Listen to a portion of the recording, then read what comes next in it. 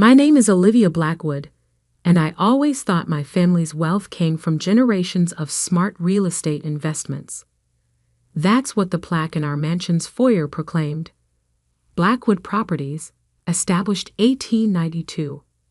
That's what my parents told me at every family dinner. That's what everyone in our affluent circle believed. But they were all wrong. The truth began to unravel the day I decided to renovate our family mansion. At 32, I had finally convinced my parents to let me modernize the aging Victorian estate. They agreed reluctantly, with one strange condition: the basement was strictly off-limits. The foundation is delicate, my mother insisted, her usually confident voice wavering slightly. Any disturbance could compromise the entire structure. I should have noticed how her hands trembled when she said this, how my father's face turned ashen at the mere mention of renovation. But I was too excited about finally bringing the mansion into the 21st century to pay attention to these warning signs. The first few weeks of renovation went smoothly. We updated the kitchen, restored the grand staircase, and modernized the electrical systems. Everything was going according to plan until Marcus, my lead contractor, discovered something odd behind the wine cellar walls. "Miss Blackwood," he called one afternoon, his voice echoing through the empty halls. "You might want to see this." I followed him down to the wine cellar, where his team had been installing new temperature control systems. They had removed some of the old wooden panels, revealing something that made my blood run cold: a door. Not just any door, but a heavy iron door with an intricate locking mechanism, carefully hidden behind decades of careful carpentry. "This isn't on any of the building plans," Marcus said, shining his flashlight on the rusted hinges. "And look at this craftsmanship. This was built to last, to keep something in or out." I reached out to touch the cold metal, my fingers tracing the elaborate engravings on its surface. They formed a pattern I recognized, the same pattern that appeared on my great-grandfather's signet ring, the one my father still wore every day. "Can you open it?" I asked, my curiosity overshadowing the echo of my mother's warnings. Marcus examined the lock. "It's old, but not complicated. Give me a few minutes." The sound of his tools working on the lock seemed to grow louder in the confined space. Each click and scrape sent shivers down my spine. Finally, with a loud groan, the door swung open. The beam of Marcus's flashlight revealed a narrow corridor stretching into darkness. The air that rushed out was stale, carrying with it the musty smell of secrets long buried. "I'll go first," I said, taking the flashlight from Marcus's hand. "Wait here." The corridor was longer than I expected, its walls lined with shelves holding leather-bound ledgers and stacked papers. At the end stood a massive oak desk, its surface covered in dust, except for one spot, a fresh handprint. Someone had been here recently. My hands trembling, I picked up the nearest ledger. Its pages were filled with neat columns of numbers and names, dates stretching back to the 1890s. As I read, my eyes widened in horror. These weren't real estate transactions.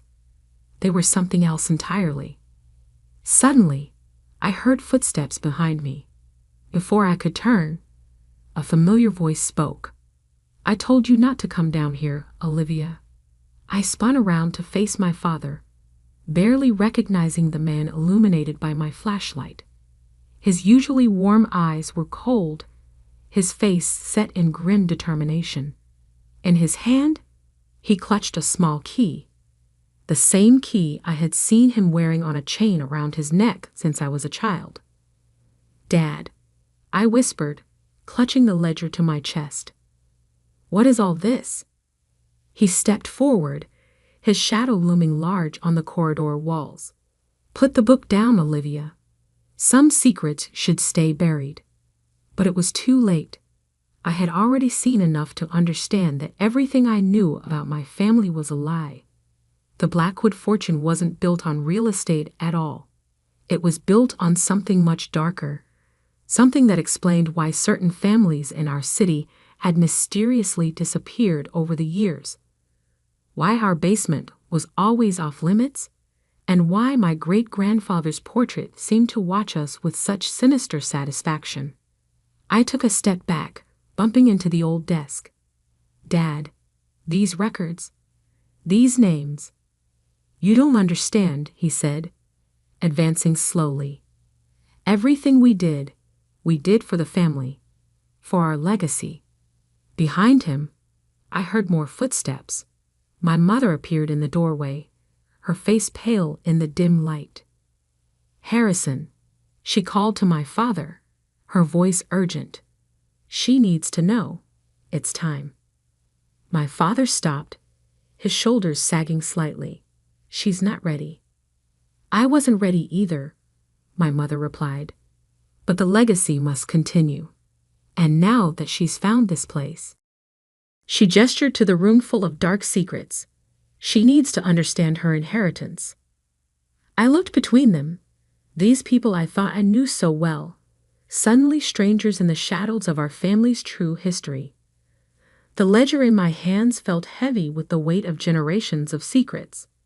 And as my parents began to tell me the truth about the Blackwood legacy, I realized that the renovation of our old mansion had uncovered more than just hidden rooms and forgotten doorways. It had uncovered the dark foundation upon which our entire family fortune was built, a foundation that would soon force me to make an impossible choice between preserving my family's legacy and saving my own soul. The basement air grew colder as my parents led me deeper into the hidden corridor. My father's signet ring gleamed in the flashlight beam as he pulled out another leather-bound book from the shelves. "The Blackwood legacy began in 1892, he started, his voice taking on a tone I'd never heard before. "Your great-grandfather, Edmund Blackwood, wasn't just a real estate developer. He was what you might call a collector of debts." He opened the book, revealing pages of names, dates, and amounts. But these weren't ordinary loans. Each entry ended with the same chilling note: property acquired through complete forfeiture. "I don't understand," I said, though a horrible suspicion was beginning to form. My mother's hand touched my shoulder. "Edmund discovered something powerful during the economic crisis of the 1890s. People would do anything to save their homes, their businesses, their families. Anything." My voice trembled. "He offered them contracts," my father continued. "Magical contracts, bound by blood and ancient rituals. They would receive whatever they desperately needed: money, power, success. In return, they pledged something far more valuable than mere property: their souls." I whispered, the words feeling ridiculous even as they left my mouth. But my parents didn't laugh. "Not exactly," my mother said. "Their fate, their future, everything they could or would become. When the contract came due, they simply disappeared. Their properties, their wealth, everything transferred to the Blackwood family." I stared at the ledger, understanding now why certain names seemed familiar. They were prominent families who had mysteriously vanished over the years, their disappearances written off as accidents or unexplained tragedies. "The contracts," my father explained, "were designed by Edmund using knowledge he gained from certain entities, beings that exist in the spaces between what's real and what's not. They ensure the terms are met, one way or another." My mother pulled out another book, this one newer. The business evolved over time. We became more selective, more discreet. Instead of targeting desperate families, we focused on ambitious individuals, people who would trade anything for success. Like the Harritons last year. I remembered suddenly. They won the state lottery, became overnight millionaires. Then their private plane crashed 6 months later. They knew the terms, my father said coldly. 6 months of wealth and success, then complete forfeiture. Everything they gained, everything they were, became part of the Blackwood fortune. This is insane. I backed away from them. You're telling me our entire family fortune is built on stealing people's lives? Their futures? Building, my mother corrected. Present tense. The contracts are still active. In fact, she hesitated, glancing at my father. There's one being negotiated right now. As if on cue, my phone buzzed. A text from Marcus, my contractor. Miss Blackwood, there's someone here to see you about the renovation budget. Says it's urgent. My blood ran cold. The renovation costs, I said slowly. They're higher than expected. You knew I'd need more funding. My father nodded. We arranged for someone to offer help. Someone desperate enough to sign a new contract. No, I shook my head. I won't be part of this. You already are, my mother said firmly. You're Blackwood. The legacy passes to you now. You must learn to manage the contracts, to maintain the family business. And if I refuse, my father's expression darkened. You can't. The moment you entered this room, you became bound to the legacy. The entities that enforce our contracts. They're aware of you now. I looked around the room, suddenly feeling watched by something beyond the shadows. The air seemed to thicken, and in the corners of my vision, I caught glimpses of movement that shouldn't be possible. There's more, my mother added. The contracts require active management. If the Blackwood line fails to maintain them, she shuddered. Let's just say the entities would claim everything, including us. I sank into the old desk chair, my mind reeling. How many? I asked. How many active contracts are there? My father pulled out a modern laptop, incongruous in this ancient space. Currently, 47, each with different terms, different due dates. They need to be monitored, managed. New ones need to be created to maintain the balance. The contractor upstairs, I realized. He would be number 48. If you approve the contract, my mother nodded. It's your decision now. Your first test as the new keeper of the Blackwood legacy. My phone buzzed again. Marcus, Miss Blackwood? He's getting impatient. I stared at the message, understanding now that I stood at a crossroads. I could run, try to escape this dark inheritance, but my parents' warnings about the consequences rang in my ears. Or I could embrace it, become what generations of Blackwoods had been, collectors of fates, dealers in futures. Standing up, I straightened my jacket and took a deep breath. I need to see all the contracts, every detail. If I'm going to be responsible for this, I need to understand everything. My parents exchanged relieved looks. Of course, my father said, moving toward a modern filing cabinet hidden in the shadows. But first, you need to deal with the situation upstairs. I walked toward the door, then paused. Just tell me one thing. When you paid for my college education, for my first apartment, for everything, whose fate paid for it? The silence that followed was deafening. The Middletons, my mother finally answered. Remember them? The family that owned the bakery downtown. I did remember. They had vanished during my freshman year of college. Their bakery, their home, everything they owned had been mysteriously abandoned overnight. As I climbed the stairs back to the main house, each step felt heavier than the last. Upstairs, a desperate person waited, ready to trade their future for immediate success. and I had to decide whether to continue my family's dark legacy or find another way, if another way even existed. What I didn't know then was that my decision would set in motion a chain of events that would either secure the Blackwood fortune forever or destroy everything my family had built over the past century. I pushed open the basement door, stepping back into the world of light and normalcy. But now I understood. Our mansion wasn't just a symbol of wealth and success. It was a repository of stolen fates, a fortress built on disappeared lives. And I was its new keeper. Marcus waited in the grand foyer, standing next to a man I'd never seen before. The stranger wore an ill-fitting suit and clutched a worn briefcase. Samuel Thompson, according to the contract papers my father had slipped into my hand before I came upstairs. Miss Blackwood, Marcus nodded. Mr. Thompson here has an interesting proposition about funding the renovation. I studied Thompson carefully. Middle-aged, desperate eyes, wedding ring. A man with a family, with a future my family's legacy would erase.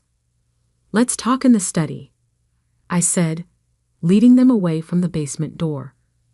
The study walls were lined with photographs, generations of Blackwoods standing proudly in front of their various properties. Now, I understood why none of the pictures included the previous owners. I understand you're having financial difficulties with the renovation, Thompson began, his voice trembling slightly. I represent certain investors who could help. I opened the contract my father had prepared. The terms were clear.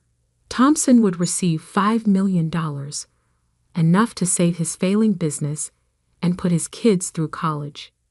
In return, he and his entire family would forfeit their future existence in exactly 3 years. My hand shook as I placed the contract on the desk. One signature, and I would become just like my parents, like my grandfather, like all the Blackwoods before them, a collector of souls, a trader of fates. Mr. Thompson, I said slowly, before we discuss terms, I need to show you something. I led him back to the basement, ignoring my parents' shocked expressions when we entered the hidden room. Thompson's eyes widened as he took in the shelves of ledgers, the ancient desk, the feeling of otherworldly presence that permeated the space. What is this place? This, I said, pulling out the most recent ledger, is where we keep the real contracts.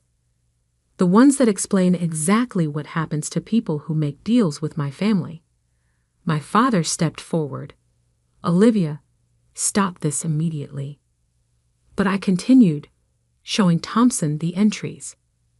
The Harringtons, the Middletons, dozens of families who had vanished after signing away their futures.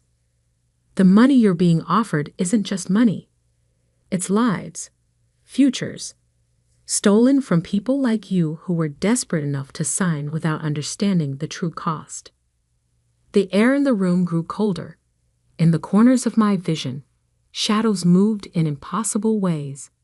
I felt them watching, waiting, those entities my father had mentioned. Olivia, my mother's voice was sharp with warning. You're endangering everything. No, I stood my ground. I'm ending everything. I turned to Thompson, who had gone pale. Go home to your family. Whatever trouble you're in, it's better than the alternative. Trust me. After Thompson flowed, I faced my parents. The ledgers began to vibrate on their shelves. Dark shapes coalesced in the shadows. Do you have any idea what you've done?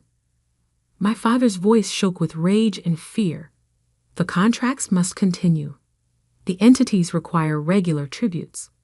Without new contracts, they'll take everything, my mother finished, including us. It's how the original deal was structured. The entities get everything if the Blackwood line fails to maintain the cycle.